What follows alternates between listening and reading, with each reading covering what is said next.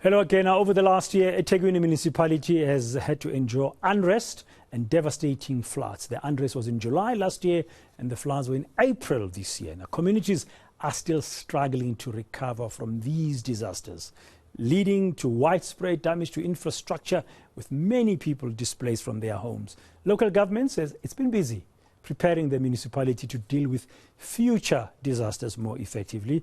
Those plans are going to be outlined shortly.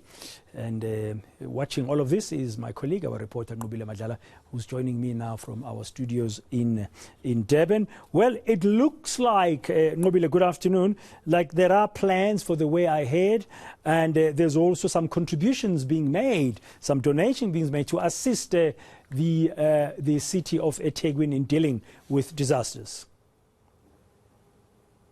Oh yes, Pradan, there is. In fact, we heard from Santam, who's now invested about 4 million rand worth of gear to help with the first responders.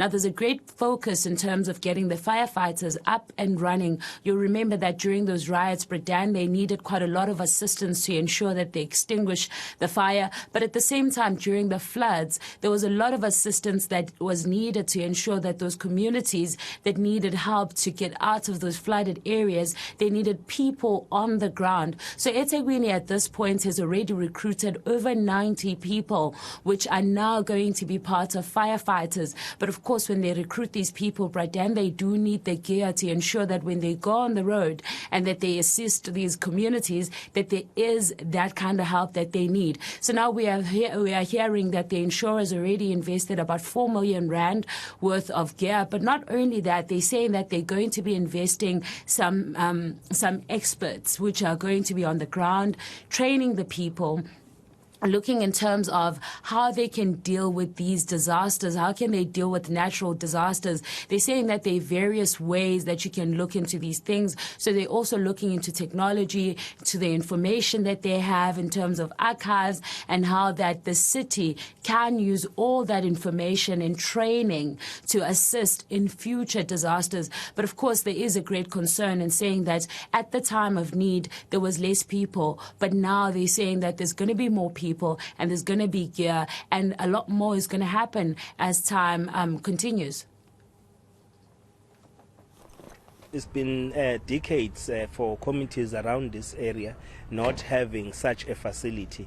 The facility which is also designated to ensure that we respond. Whenever there are fires, there are disasters, our teams are ready to respond and save lives of the people. So the investment to us is a good investment, and what Santam is also putting on board will also inject the growth in how we respond to situations of disasters. And our teams are well known in this country. They've been called in many disastrous situations where they've been able to respond effectively and swiftly. So with this equipment, firstly, it motivates our workers to have all the equipments that they require for them to execute their responsibilities effectively. So as a city, we are more than happy and will continue to strengthen such relations with Santam because this partnership means a lot for the lives of our people and the generations to come. Because remember, what we do now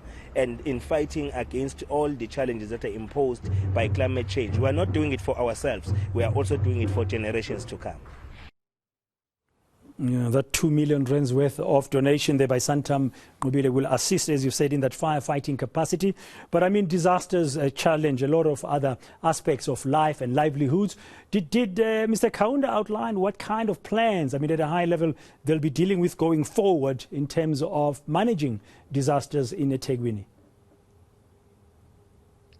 But then from now, there's a great focus on the responders. So what we have heard from the mayor was that about 8 more fire stations are actually going to get more equipment and they're going to be upgraded. And one of the fire stations that we were already on, we heard that they got new facilities, they got more to what they were being given. So there was uniform that was given to the people. So they're saying that there's a great focus on making sure that there are people on the ground to assist when people need help.